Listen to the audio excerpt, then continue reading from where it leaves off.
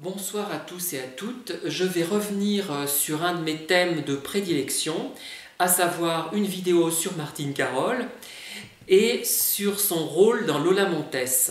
On a souvent affirmé que le rôle ne lui convenait absolument pas, qu'il eût mieux valu prendre Daniel Darieux.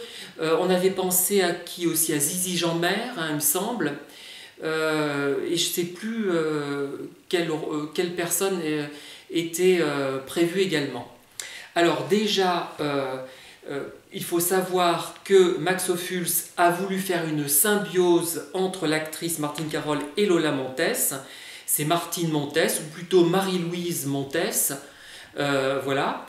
Et donc déjà, même si au départ il avait préféré Daniel Darieux, il s'est accommodé de Martine Carol et au contraire, ça l'a sans doute davantage inspiré et ça a projeté le film dans une dimension supérieure, supplémentaire.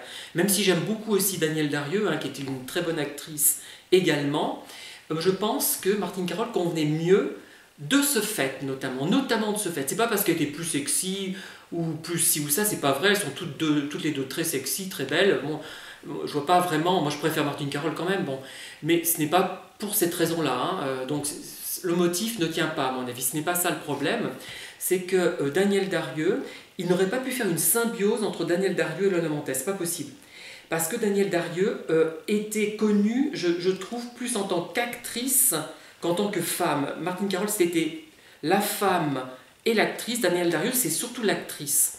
Donc on ne pouvait pas faire une symbiose entre ce qu'elle est dans la vie de tous les jours, enfin dans la vie de tous les jours, oui, quand elle n'est pas derrière la caméra, devant la caméra plutôt. Voilà.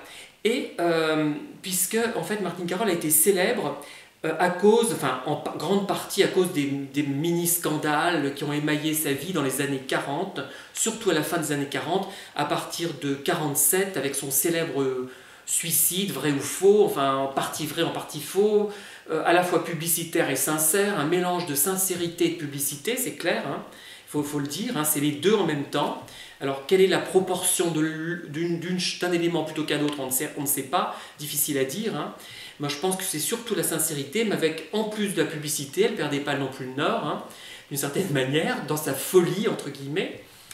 Et d'ailleurs, voilà, donc il y avait tout ce personnage qui était créé avec Pierrot le Fou, avec le mariage avec Steve Crane, qui avait épousé auparavant Lana Turner.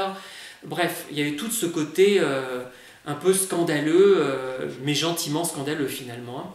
Voilà.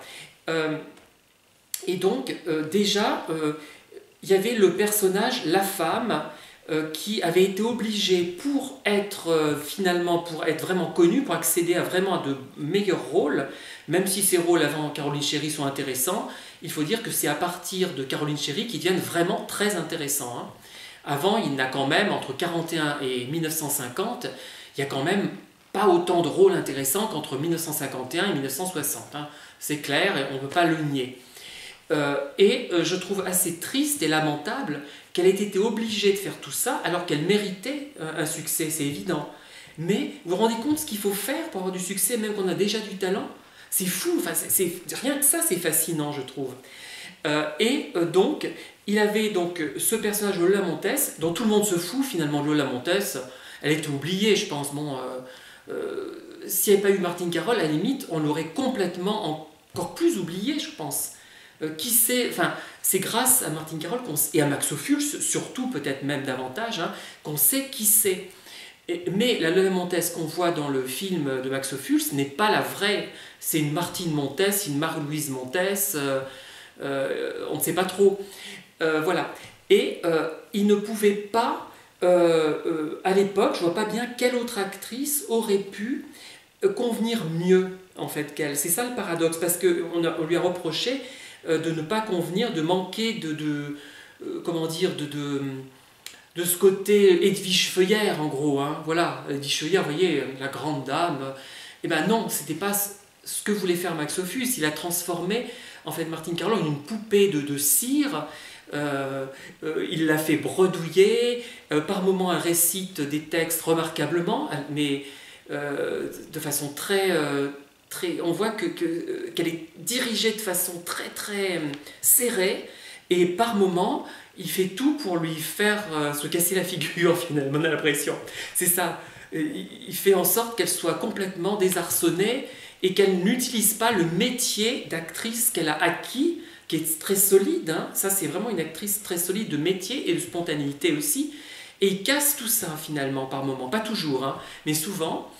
Et il fait un peu comme Robert Bresson, qui ne veut pas que les acteurs et les actrices se mettent à parler comme des acteurs et des actrices. Il veut justement qu'ils parlent d'une voix monocorde afin que le personnage réel se révèle. Et c'est ce qui passe un peu avec Lola Montez. C'est Marie-Louise Mouret, c'est même plus Martine Carole qu'on voit par moments. Et c'est amusant, moi, je trouve. Voilà.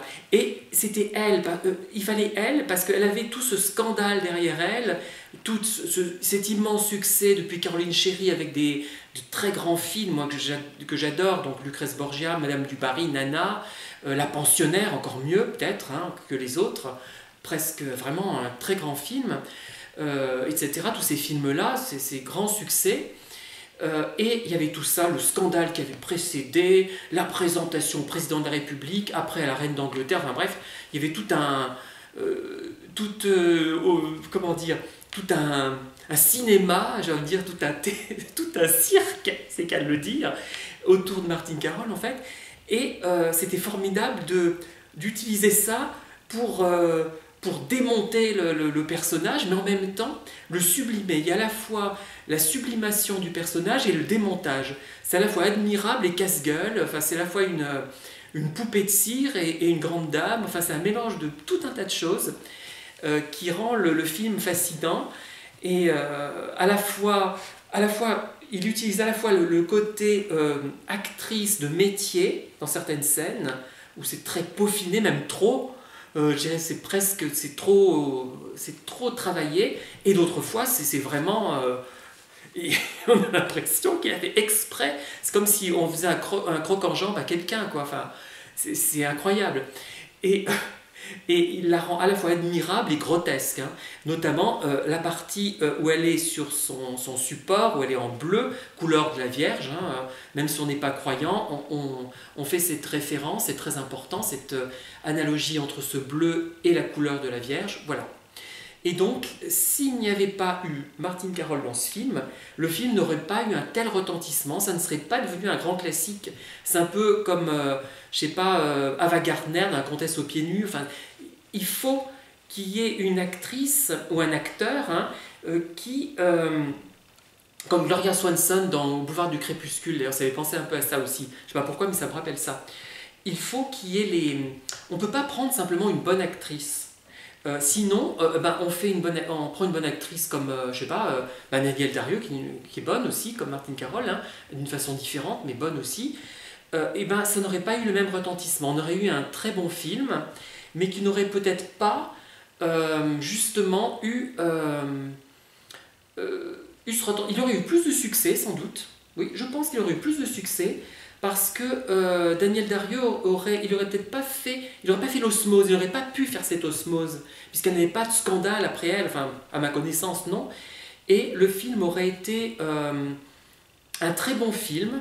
Bon, à part que Madame 2, c'est un très très grand chef-d'œuvre aussi, hein, extraordinaire, hein, mais il aurait, avec Lola Montez, ça n'aurait pas marché de la même manière, puisque cette osmose, qui est en partie...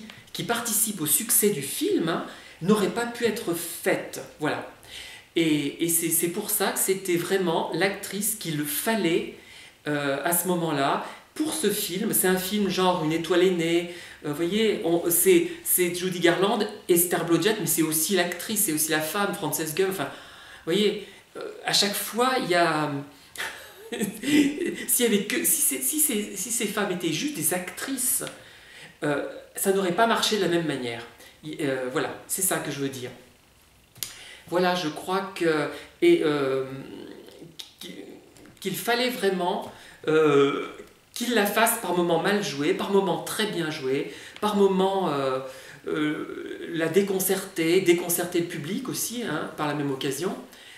Et voilà, et c'est ce qu'il fallait faire, je pense.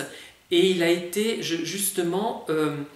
Max Ophuls inspiré par sa présence, puisqu'il s'est dit, mon Dieu, j'ai pas Danielle Darieux avec laquelle je suis habitué à jouer, enfin habitué, il n'a pas tant tourné que ça avec elle, hein. Il a tourné 3 films, sauf erreur, oui, avec elle 3 films, mais il ne pouvait pas, il allait au-delà de ce qu'il aurait fait avec une autre actrice, voilà. Et c'est pour ça que le film devenait un classique, pour ça que ça a été un échec retentissant. Le film aurait été un grand succès, je pense, enfin un relatif succès avec Danielle Darieux, mais on n'en parlerait pas autant que maintenant. Il n'aurait pas eu ce retentissement qu'il a eu et qui perdure encore de nos jours. Voilà, je vous remercie de m'avoir écouté et je vous dis à très bientôt pour de nouvelles vidéos.